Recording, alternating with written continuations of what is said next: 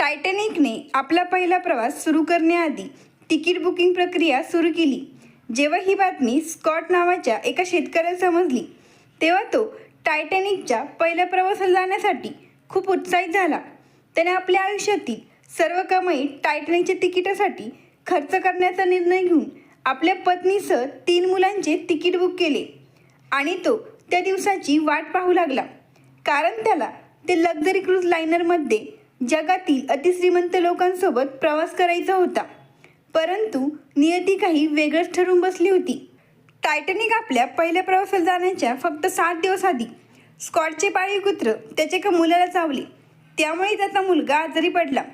यावर त्याची पत्नी म्हणाली, स्कॉट, मी आपल्या आजारी मुलाला अशा परिस्थितीत सोडून येऊ शकत नाही. तुम्ही इतर 2 मुलांसोबत प्रवासाला जाऊ शकता. आता स्कॉट मोठ्या द्विधा मनस्थितीत सापडला. त्याला प्रश्न पडला की मी माझ्या आजारी मुलाला आणि पत्नीला सोडून कसे जाऊ.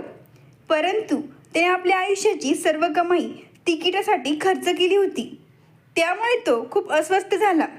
शेवटी त्याने ठरवले की आपल्या मुलाला व पत्नीला सोडून जाणे योग्य नाही. जेव्हा 10 एप्रिल 1912 रोजी कधीही न बुडणारे टायटॅनिक जहाज इंग्लंडहून अमेरिकेला जाण्यासाठी निघाले, तेव्हा स्कॉट आपल्या 2 मुलांसोबत ओलसर डोळ्यांनी जहाजाकडे बघत राहिला.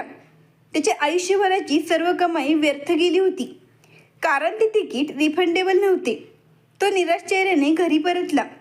परंतु अवघ्या 5 दिवसांनी 15 एप्रिल 1912 रोजी टायटॅनिक बुडल्याची बातमी संपूर्ण जगाला कळाली. ज्या कुत्र्याने त्याच्या मुलाला चावा घेतला होता आणि ज्या कुत्र्याला तो गेल्या 5 दिवसांपासून शिव्या देत होता, त्याच कुत्र्याला स्कॉटने मिठी मारली आणि त्या कुत्र्यावर तो इतके प्रेम करू लागला की याचा आपण विचारही करू शकत नाही. कारण त्याला समजले होते की त्या कुत्र्यामुळे त्याचे संपूर्ण कुटुंब वाचले होते. म्हणूनच जे काही होते ते चांगल्यासाठीच होत असते. आयुष्यातील कठीण प्रसंगामध्ये टेन्शन घेण्याऐवजी शांततेने विचार करायला हवा, कारण अनेकदा वाईट घडूनही चांगले घडते. मित्रांनो, जर ही छोटीशी कथा आवडली असेल तर लगेच सबस्क्राईब करा.